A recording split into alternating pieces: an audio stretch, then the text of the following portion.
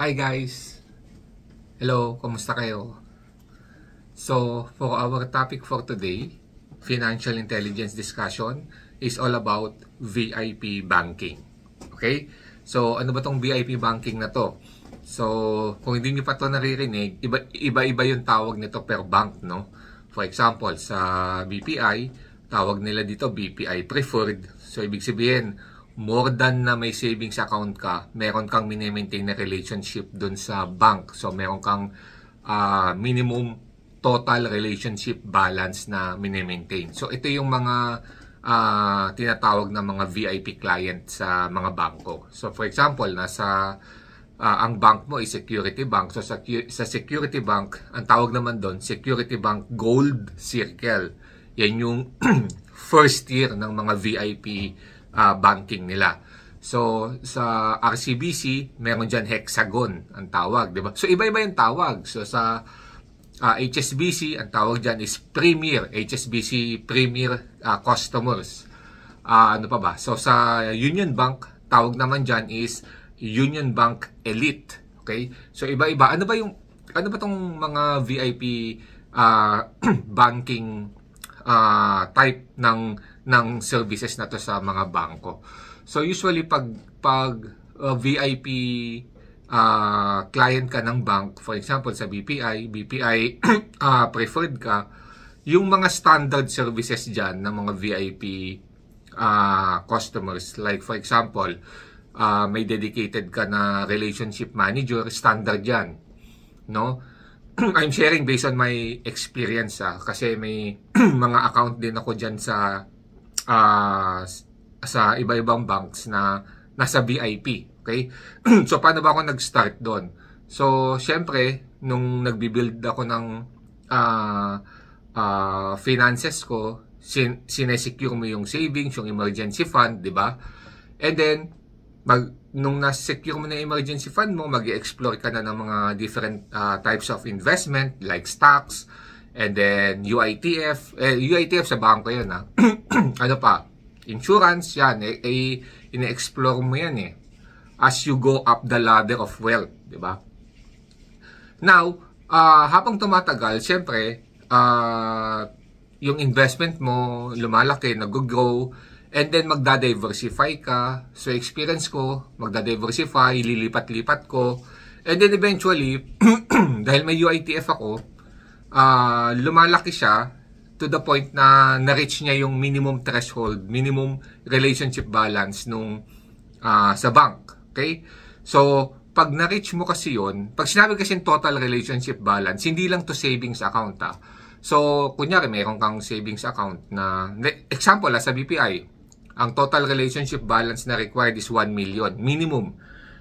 Hindi lang yung sa savings account. So kung meron kang ang savings mo doon is let's say 200,000, okay? 200,000. Pero may insurance ka rin sa kanila. Yung insurance ang kinukuha naman doon is yung yung actual value, okay? Ng insurance mo. Hindi ko magkano yung binabayad mo at magkano na nahulog mo sa insurance. So, hindi. Yung actual value ng insurance. Tapos, kung meron kang UITF sa BPI, kasama yon yung current market value. So, yon. So, yung total nun, pag tinotal mo yon, umabot ng 1M, pataas, yan, pwede ka makonsider as VIP client. Sa BPI yun, yung 1M. Now, ano ba yung, ano ba tong mga benefits mo? So, iba-iba kasi yung mga benefits nila. Although, slightly lang naman yung mga differences. Yung common nila, pare-parehas. Like, for example nga, meron kang relationship manager. Ibig sabihin, pag pumunta ka sa bank, bago ka pa pumunta, pwede mo nang i-text yung relationship manager mo. Okay? So, express lane ka. Pag hindi mo naman siya na-text, o kaya wala siya, pwede kong pumila doon sa BPI ito. I'm talking about BPI. So may doon sa express teller nila na machine, di ba? Yung information, anong purpose ng visit mo, pwede mong i-select doon yung sa BPI Preferred. So mas mabilis yung queuing doon. Ganon din sa Security Bank. So sa Security Bank, yung Gold Circle, select mo lang doon na Gold Circle client ka, mabilis din ang queuing doon. Ano pa? yung ATM nila, hindi to nag-a-apply sa BPI ah. Ito nag-a-apply to sa Security Bank, HSBC, and Union Bank. Yung iba, like sa RCBC, wala kasi akong account doon. Pero, ito, yung sinishare ko sa inyo is based naman to, naman to sa websites nila. Yung ATM kasi, ng Security Bank, yung na-mention ko, no, HSBC and Union Bank, pwede mo siyang magamit without fee, mag-withdraw ka kahit sa ATM. So, imagine mo, for example, di ba sa payroll nyo, kunyari ang payroll mo is BPI. So, BPI kasi, hindi siya free eh. Hindi ko alam ba't hindi pa to fini-free sa mga VIP client ng BPI, no? Kunyari, pumasok na yung payroll account mo, doon magsusweldo ka, nagsweldo ka pala, pumasok na doon, withdraw ka. Pagpunta mo sa mall, iba-ibang ATM yan, di ba? Iba-ibang mga ATMs yan. Pipila ka sa BPI. Kasi pag nag-withdraw ka sa ibang bank, di ba may may charge. Okay, sa Security Bank, HSBC, and Union Bank, wala pong charge yan. So, kahit saang ATM ka mag-withdraw, kung ang daming haba ng pila doon sa BDO, haba ng pila sa RCBC, okay? Ang haba ng pila doon sa BPI. Pero meron ditong East West Bank, walang pila. Ang ATM mo, Security Bank. Ang ATM mo, Union Bank or HSBC, pila ka sa East West. Walang charge, walang local charge doon. So, yan yung part ng mga benefits ng VIP banking. Ano pa, yung isa pang na-experience ko na related sa pag-grow ng wealth or ng savings, yung time savings account. So, common to sa mga holder ng mga VIP account sa mga bangko, no? Hindi nila to pinapublish sa website kasi iba yung rates na ibibigay sa'yo. What I'm talking about, yung rate ng time deposit, for example. Peso and dollar account. For example, yung dollar account, sasabihin sa website nila, ang interest nila doon is only 1.5. Mataas na yun, ganun. 1.5. Okay? Pero, pag maganda yung relationship mo doon sa banko, sa RM mo, relationship manager mo, so yung case ko, nabigyan ako ng 4.75 yata, no? 4.70 sa US dollar time savings account. So, hindi nakapublish sa website yon. So, kami lang nag-uusap, tatanungin ko ano yung magkanong interest na bibigyan niya sa akin, magpe-place ako ng time savings sa dollar account. Tapos depende doon sa ibibigay niya, magde-decide ako ngayon. So nung binigyan ako ng 4.70 o 4.75, syempre sa akin mataas 'yon. For a time savings account, sige nga maghanap ka ng hindi except in digital banking yung non-digital banking, hanap ka nga ng makapagbigay ng ganyan interest. So, dahil nga nabigyan ako ng ganun, sa Security Bank, as a gold circle, so, nilipat ko yung account ko. So, palipat-lipat. So, dapat, ka rin dyan, watch out ka sa mga interest na binibigay ng different banks. Especially if holder ka ng, kung VIP client ka ng bank, no?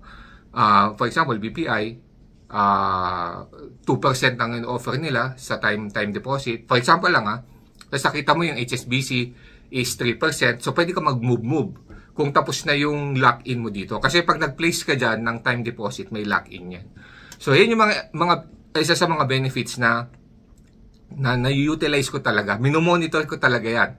Ano yung time deposit rates dun sa website, tapos itatanong ko pa dun sa relationship manager ko kung magkano yung pwedeng ibigay. Kasi pag may nag-mature ako na time deposit, automatic, tatanungin ko na dun sa mga iba-ibang relationship managers ko kung ano yung ibibigay nila. Kung sino mataas, doon.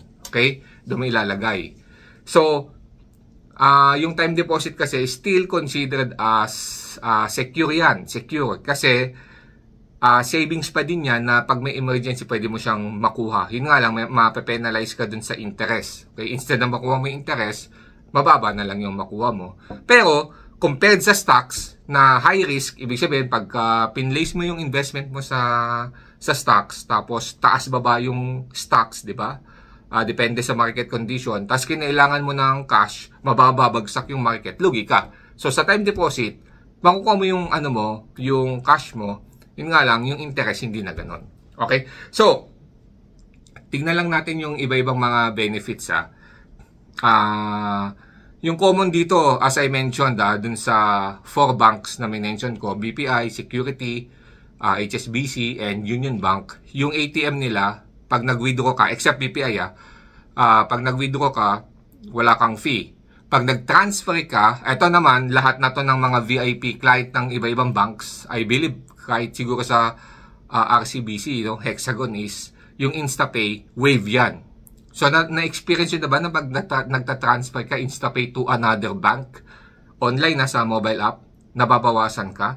For example, BPI to BDO, BPI to East West Bank, nag-transfer ka via InstaPay, may charge yun, di ba? So, pag VIP client ka, walang charge yan. So, kahit mag-transfer ka na mag-transfer, zero fee yan. So, walang charge yan. So, yun yung mga, isa sa mga benefits, no, na pwede mong ma-experience pag VIP client ka. So, yung Express Lane, pag nasa bangko ka, kunyari Union Bank ako, pagpunta ko sa Union Bank, okay, dun sa iPad nila, yung kiosk nila doon, okay, siselect ko lang doon, Elite. So, nasa special queuing na ako. So, BPI yan, preferred. Okay? So, kung Security Bank yan, Gold Circle. Yan. So, tignan natin na meron akong cheat code dito. So, ito sa Union Bank, Elite. Okay, so, meron kang dedicated na team of wealth experts. So, pwede ka manghingi ng advice about investments. Both local and global. So, tatanungin ka kasi dyan as part of your relationship na sa bangko, kung ano yung risk level mo. Ano ka ba? Conservative ka ba? Moderate? Aggressive or aggressive? Yan. So, iba-iba kasi. Depende dun sa risk profile mo, mag-o-offer sila sa iyo ng iba-ibang types of investment. Yan. Global access to investment opportunities. So, hindi lang dito sa local, pati sa global. Magbibigay sila ng suggestion sa iyo. VIP experiences. VIP experiences. Yan, no? Sa Union Bank. So, pag kahit nasa ang branch ka, treat ka nila as VIP customer. Tignan naman natin sa HSBC. HSBC, ang tawag naman sa HSBC is HSBC Premier. Ayan, no? Premier. HSBC Premier Account. Ang HSBC, guys, is international bank. So, kunyari, yung HSBC Premier account ko, pwede ko mag-open ng local account sa Singapore. Okay? Kunyari lang ako. Kunyari, marirelocate ako sa UK. Wala akong credit history doon. Wala akong bank account doon. Pwede kong i-initiate yan dito sa relationship manager ko. So, before my departure, pwede kong sabihin na I need a local account sa United Kingdom. Okay? And please transfer my credit history here papunta dun sa destination country ko. Yun. Kasama yun sa benefit mo as Premier. So, ang maganda sa HSBC, guys, since global bank ang HSBC, hindi yan local lang. Pag natag ka as HSBC Premier customer, VIP client ka sa isang country, kahit saan country ka pumunta, tag ka as VIP client. So, yun yung gusto ko sa HSBC. Although, hindi ko pa naman na-experience yan na personally. Pero, syempre, nandun sa website nila na sinasabi, yun nga, no, yung pwede mo ma-avail.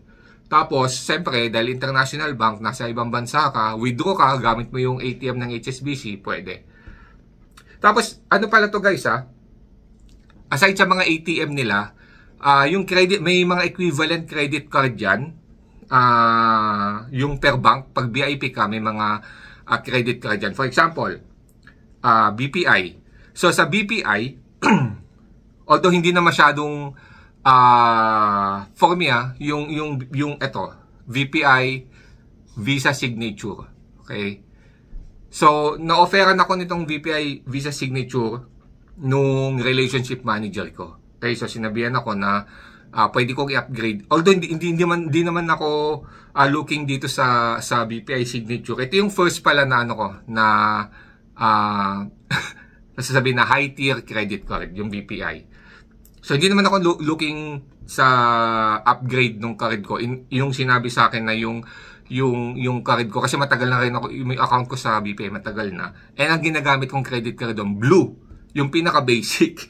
Tapos sinabihan ako na pwede ko na daw i-upgrade to sa, ito nga, sa Signature. Because of my, as a BPI preferred customer.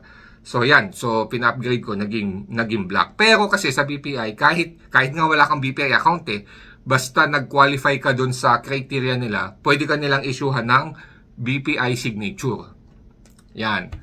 So, hindi na siya masyadong exclusive.